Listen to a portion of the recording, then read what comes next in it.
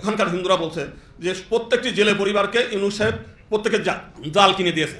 তো আমি বললাম যে কী জন্যে? বলে কী জন্য দিয়েছে, আমরা গরিব মানুষ তাই দেয়। আমি বললাম ভোট দেবেন? কয় না।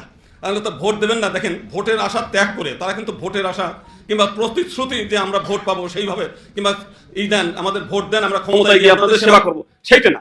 আমরা যেখানে দেখছি আমাদের সন্তোষদা কিন্তু একটু আগে বলেছেন যে উত্তরবঙ্গে যারা তাদের ভোট দিবে কি দিবে না সেই আশা নিয়ে তারা কিন্তু যায়নি। আমরা জানার আগেই আমির জামাত ওখানে গিয়ে পৌঁছে গেছে, প্রত্যেক পরিবারে তারা তীর্থযাত্রী।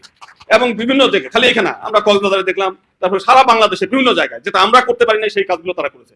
আমরা দেখেছি এর আগে জামাত ইসলাম একটা যৌথভাবে বিএনপির সঙ্গে ক্ষমতায় ছিল, সেখানে 2 জন মন্ত্রী ছিল।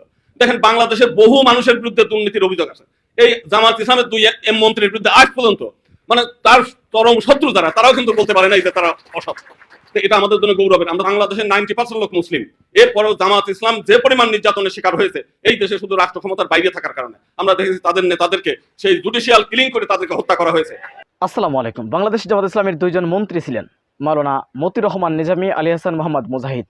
তাদের নিয়ে হিন্দু মহাজোটের সভাপতি তিনি বলেছেন জামাত ইসলামের চরম শত্রুও বলতে পারবে না মাওলানা মতিউর রহমান নিজামী, আলী হাসান মোহাম্মদ মুজাহিদ তারা 1 টাকা দুর্নীতি করেছে। সুপ্রিয় দর্শক, এছাড়াও বাংলাদেশ জামাত ইসলামের আমির ডাক্তার শফিকুর রহমান পঞ্চগড় সহ বিভিন্ন জায়গায় হিন্দুদের উপরে যখনই কোনো অঘটন ঘটেছে, বিপদে পড়েছে, জামাত ইসলামী সবার আগে গিয়েছেন, এমনটাই মন্তব্য করেছেন এই হিন্দু নেতা বলেন আমরা যখন তাদের কাছে পৌঁছাতে পারিনি তার আগেই জামাতের আমির ডাক্তার শফিকুর রহমান পৌঁছে গিয়েছেন। আমরা বিস্তারিত এই হিন্দু নেতার মুখ থেকে। অনেক ধন্যবাদ জানাচ্ছি আমাদের পাঁচতপন রায়কে। সম্মানিত অতিথিবৃন্দ, এ পর্যায়ে আমরা কথা শুনব যিনি ব্যস্ততার কারণে আজকের প্রোগ্রাম থেকে ছুটি নিয়েছিলেন, তারপর আমরা তাকে অনুরোধ করে আজকের প্রোগ্রামে আমরা উপস্থিত করিয়েছি। আমাদের বাংলাদেশ জাতীয় হিন্দু মহাজোটের সম্মানিত মহাসচিব, বিজ্ঞ আইনজীবী অ্যাডভোকেট গোবিন্দচন্দ্র প্রামাণিককে তার কথা বলার জন্য অনুরোধ করছি।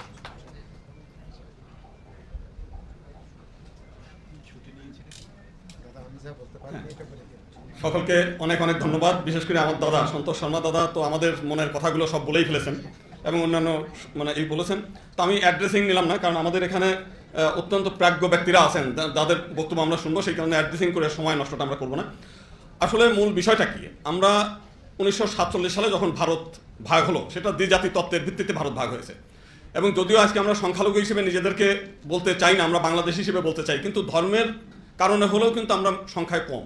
এবং আজকে দেখেন যে 47 সালে যখনই আমরা সংখ্যায় কম, এরপরে সেই 46-এর দাঙ্গার পরে তো যেগুলো হয়েছিল সেটা 1964 সালে সমস্ত বাংলাদেশের সমস্ত অঞ্চলে ব্যাপকভাবেই হামলা হয়েছে, দাঙ্গা হয়েছে, বিভিন্ন কিছু হয়েছে। এবং 1971 সালে কিন্তু আমরা এটা ভুলে যেতে চেয়েছিলাম যে বাংলাদেশ স্বাধীন হলে হিন্দু মুসলিম মিলেমিশে সব একাকার হয়ে যাবে। কিন্তু দেখলামটা কি, এই স্বাধীন দেশে শুধু হিন্দুদের সম্পত্তি কিন্তু এনিমি প্রপার্টির তালিকায়। এই দেশে বাংলাদেশের হিন্দুরা কিন্তু শত্রু ছিল না, স্বাধীনতার সপক্ষের শক্তি। এরপরেও কিন্তু আমরা শত্রু তালিকায় পড়ে আছি আর কি। তো সেই কারণে আমরা যদি নাও চাই, এরপরেও ধরেন বাংলাদেশে তো এখন রাষ্ট্রধর্ম ইসলাম এখন আছে, এটা তো ধর্মনিরপেক্ষ রাষ্ট্র নাই। তো সেই দিক দিয়ে কিন্তু বাংলাদেশের মানুষের মধ্যে হিন্দু সম্প্রদায়, বৌদ্ধ কিংবা অন্য যারাই আছে একটু হলেও হীনমন্যতায় ভোগ করে। তো আমরা যেটা চাই যে যেহেতু আমাদের জামাত ইসলামী দীর্ঘদিন ধরেই আমরা পরিচিত, এবং এই দলটার যেটা প্রচলিত যে রাজনৈতিক দলগুলো, সেই দলগুলোর মতো জামাত ইসলামী না। জামাত ইসলামের আমরা দেখতে চাচ্ছি যে জনগণের খেদমতকারী একটি দল। সারা বাংলাদেশে বহুদিন আগে আমি এক সময় গিয়েছিলাম, সেই সম্ভবত 1991 সালের নির্বাচনের সময় ফেনীতে। তো ওইখানে ইসলামিক ব্যাংক বাংলাদেশের ভাইস প্রেসিডেন্ট ছিলেন সেই মোহাম্মদ ইউনূস সাহেব। তো ওনার ওখানে উনি একবার ইলেকশন করেছিলেন, সেই এলাকায় আমি একটু গিয়েছিলাম। ওখানে গিয়ে সমস্ত বাড়িতে আমরা ঘুরেছিলাম আমার সাংগঠনিক কাজে। উনি বললেন যে ওখানকার হিন্দুরা বলছে যে প্রত্যেকটি জেলে পরিবারকে ইউনূস সাহেব প্রত্যেকে জাল কিনে দিয়েছে। তো আমি বললাম যে কী জন্যে? বলে কী জন্য দিয়েছে, আমরা গরিব মানুষ তাই দেয়। আমি বললাম ভোট দেবেন? কয় না। আমি বললাম তো ভোট দেবেন না, দেখেন ভোটের আশা ত্যাগ করে তারা কিন্তু ভোটের আশা কিংবা প্রতিশ্রুতি যে আমরা ভোট পাবো সেইভাবে কিংবা দেন আমাদের ভোট দেন, আমরা ক্ষমতায় গিয়ে আপনাদের সেবা করবো, সেইটা না। আমরা যেখানে দেখছি আমাদের সন্তোষদা কিন্তু একটু আগে বলেছেন যে উত্তরবঙ্গে যারা তাদের ভোট দিবে কি দিবে না সেই আশা নিয়ে তারা কিন্তু যায়নি। আমরা জানার আগেই আমির জামাত ওখানে গিয়ে পৌঁছে গেছে, প্রত্যেক পরিবারে তারা তীর্থযাত্রী। এবং বিভিন্ন জায়গায়, খালি এখানে আমরা কক্সবাজারে দেখলাম, তারপরে সারা বাংলাদেশে বিভিন্ন জায়গায়, যেটা আমরা করতে পারি না সেই কাজগুলো তারা করেছে। তো সেই জন্য আমরা পূজার সময় ঢাকেশ্বরী মন্দিরে আমরা গিয়েছি।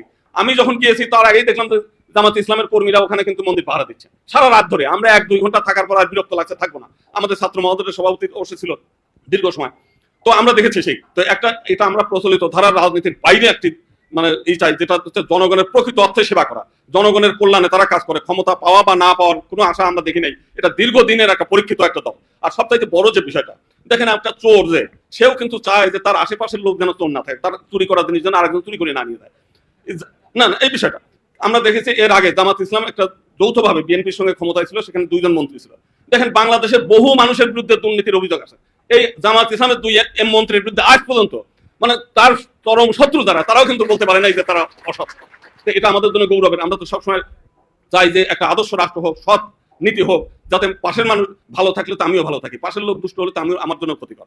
তো আমরা চাই একটা সৎ এবং আদর্শ একটা মানে সমাজ গড়ে উঠুক, এবং রাষ্ট্র ক্ষমতায় যারা বসুক তারাও যেন একটা সৎ আদর্শবান লোক হোক। এবং সেই জিনিসটা প্রতিশ্রুতি কিন্তু একমাত্র জামাত দেয়, আর কোনো দলের রাজনৈতিক নেতারা কিন্তু বলে নাই যে আমরা একটা সৎ এবং আদর্শ রাষ্ট্র আমরা করতে চাই এবং সৎ নেতা চাই, এই জিনিসটা না। তারা প্রতিশ্রুতি দেয়, তারা বলেছেন কিন্তু যে এরকম আওয়ামী লীগ আমাদেরকে ভিকটিম বানায়, একেবারে জিম্মি বানিয়ে রেখেছে সেই 1954 সাল থেকেই।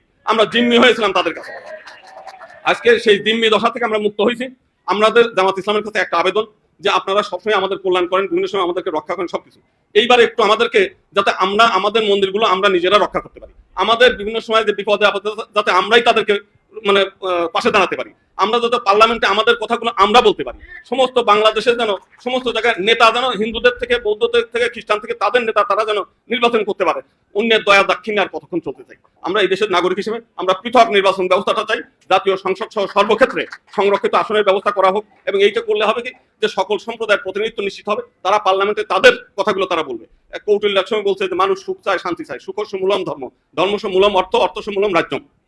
যদি মানুষ সুখ চায়, শান্তি চায়, তাহলে রাষ্ট্র ক্ষমতার অংশীদারিত্ব তার থাকতে হবে। এবং এইটা আমরা আরো দেখি যে বাংলাদেশের 90% লোক মুসলিম, এরপরেও জামাত ইসলাম যে পরিমাণ নির্যাতনের শিকার হয়েছে এই দেশে শুধু রাষ্ট্র ক্ষমতার বাইরে থাকার কারণে। আমরা দেখেছি তাদের নেতাদেরকে সেই জুডিশিয়াল কিলিং করে তাদেরকে হত্যা করা হয়েছে, আমরা দেখেছি। তা আমরা সেই কারণে আমরা চাই যে বাংলাদেশে যেহেতু আমরা হিন্দুরা অত্যন্ত অবহেলার শিকার, আমরা এই অবহেলার থেকে একটু বাঁচতে চাই, এবং সেটার জন্য আমরা চাই যে সংখ্যানুপাতে যতটুকু আমাদের প্রতিনিধিত্ব থাকে সেই জিনিসটা প্রতিনিধিত্ব নিশ্চিত হোক, এবং সেটা সেপারেট ইলেক্টোরেটের মাধ্যমে এটা করা সম্ভব।